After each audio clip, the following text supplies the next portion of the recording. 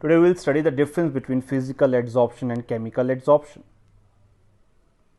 The first point of difference is, in physical adsorption, the van der Waals forces of attraction are present between adsorbent and adsorbate, while in chemical adsorption they are chemical bond forces. Let us study that in detail. Suppose there is a solid adsorbent. अगर ये solid adsorbent है तो gases इसकी surface पे आके रुकेंगे. So what are gas molecules? Adsorbate.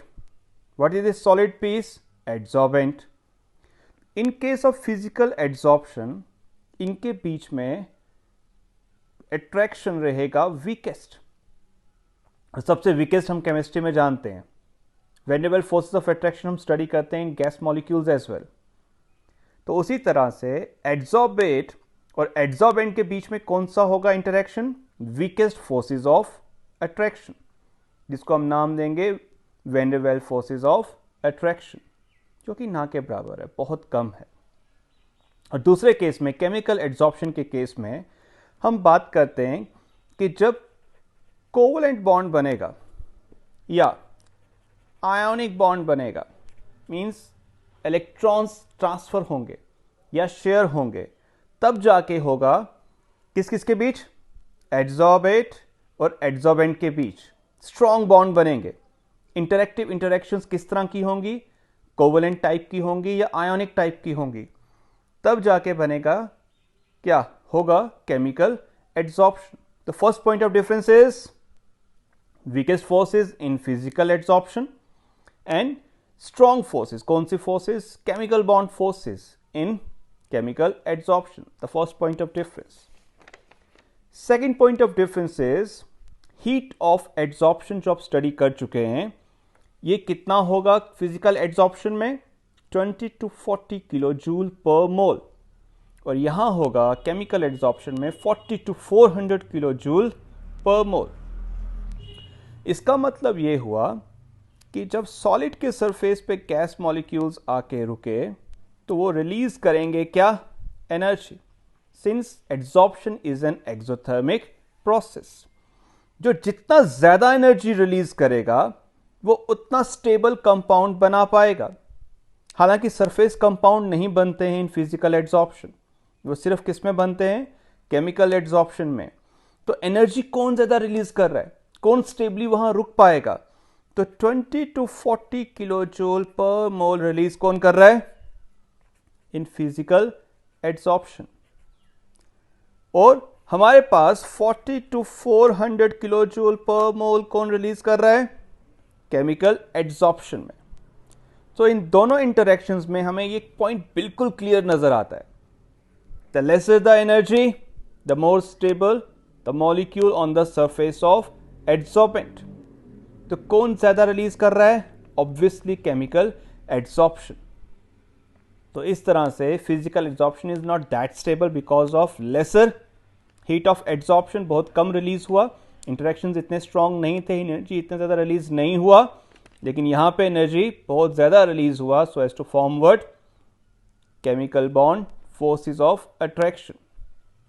Third point, activation energy are small, activation energy are high. इसको थोड़ा सा स्टडी करना पड़ेगा इन डीप. आप सब ने 11th में पढ़ा होगा या 10th में पढ़ा होगा एक्टिवेशन एनर्जी. हम एक ग्राफ बनाया करते थे वहाँ पे. Let it be energy, let it be progress और पैथ ऑफ रिएक्शन. रिएक्शन कैसे प्रोसीड कर रहा है. एक बैरियर हुआ करता था, इसको हम बोलते थे एनर्जी बैरियर. मान लीजिए ये रिएक्टेंट एनर्जी है और धीरे धीरे इस बैरियर को क्रॉस करना पड़ेगा, तब जाके ये कन्वर्ट होगा इनटू प्रोडक्ट एनर्जी. तो रिएक्टेंट से कहाँ बनेंगे? प्रोडक्ट बनेंगे. तो इसका मतलब हर एक रिएक्टेंट के पास एक एनर्जी है. या तो ये इक्वल टू होनी चाहिए या तो ये ग्रेटर देन होनी चाहिए. किसके? थ्रेशहोल्ड एनर्जी के. किसके? ओ से डिनोट करते हैं इसको हम, थ्रेशहोल्ड एनर्जी. थ्रेशहोल्ड एनर्जी वो एनर्जी होता है जो मिनिमम रिक्वायर्ड है रिएक्टेंट मॉलिक्यूल्स को ताकि वो कन्वर्ट हो सकें इस एनर्जी बैरियर को क्रॉस कर सकें और किस में कन्वर्ट हो, प्रोडक्ट्स में। और जिन रिएक्टेंट के पास ये एनर्जी नहीं होता, हम उनको प्रोवाइड करते हैं क्या, एक्टिवेशन एनर्जी, जिसको हम ईए बोलते हैं। उसको क्या प्रोवाइड करते हैं हम, एक्टिवेशन एनर्जी। तो ये वो एक्टिवेशन एनर्जी की बात कर रहे हैं। अब यहां पे ये पॉइंट है कि एक्टिवेशन एनर्जी आर स्मॉल, तो इसका सीधा सा मतलब ये है कि एड्सॉर्बेट जो रुकेगा एड्सॉर्बेंट की सरफेस पे, उस पर ऑलरेडी बहुत एनर्जी है।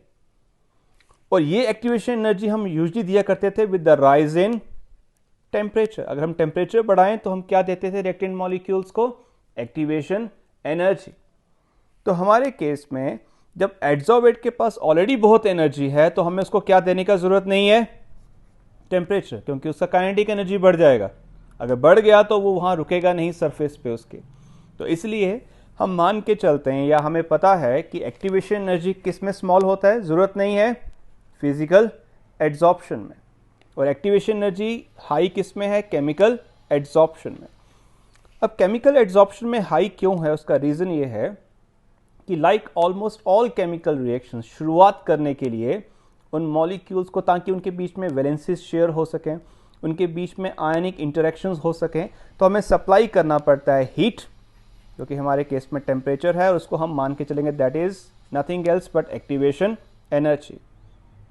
तो धीरे धीरे टेम्परेचर का रोल अब केमिकल एड्सॉर्प्शन, फिजिकल एड्सॉर्प्शन में जब आप फैक्टर्स पढ़ेंगे which affect the magnitude of adsorption of gases on the surface of solids, तो थोड़ा और क्लियर होगा।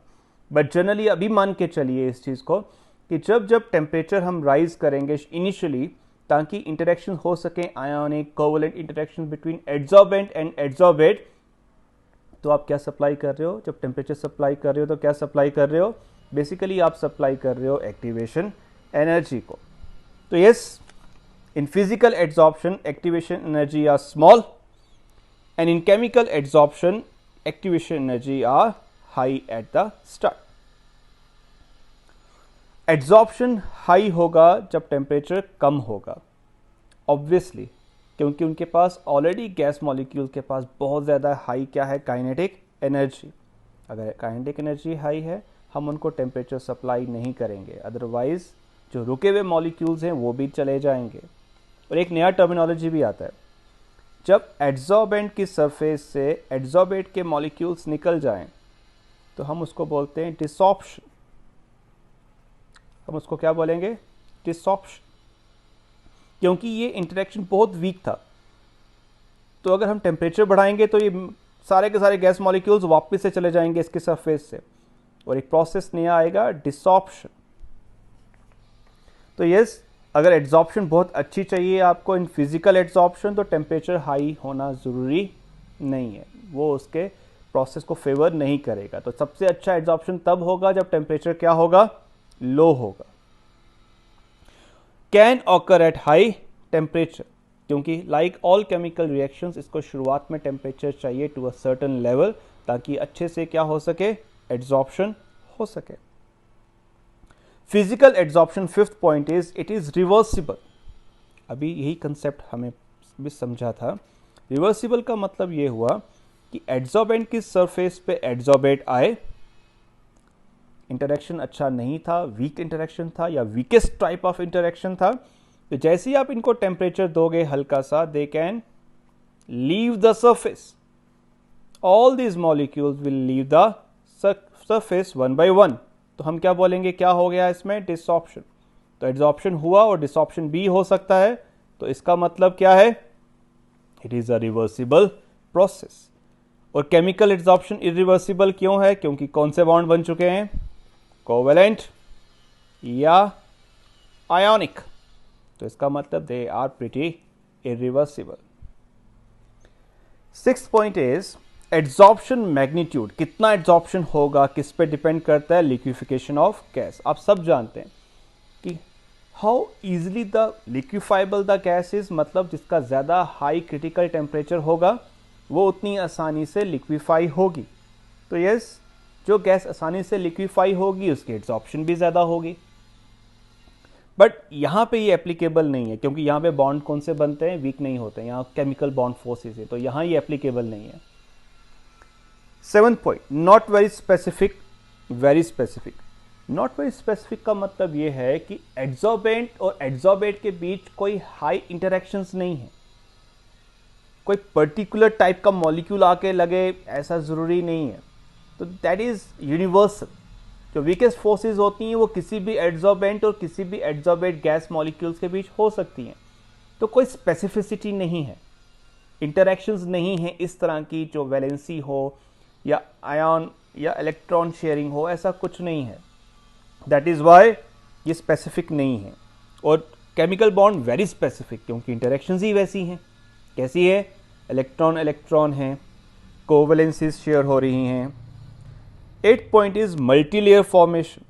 मल्टीलेयर इसलिए क्योंकि जब एड्सॉर्बेट मॉलिक्यूल्स आएंगे, कोई स्पेसिफिसिटी नहीं है, वो आके कोई स्पेशल इंटरेक्शंस नहीं कर रहे हैं, तो they will form irregular multi molecular layer.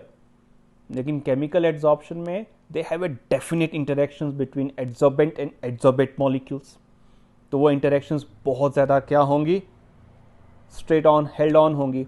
तो मल्टीलेयर फॉर्मेशन नहीं होगा, एक मोनोलेयर होगा between adsorbate and adsorbent molecules. The last point is surface compound is not formed, क्योंकि इंटरेक्शंस ही वैसी नहीं है, वीकेस्ट हैं, वो रुकने वाले हैं नहीं। और दूसरी तरफ surface compound is formed just because of chemical bond forces. I hope आपको इन डिफरेंसेस के साथ समझ में आ गया होगा what is physical adsorption in general and what is chemical adsorption in general. So I suppose and I hope you will learn it by the end of the day and revert back if there are any queries, any suggestions to me. Thank you.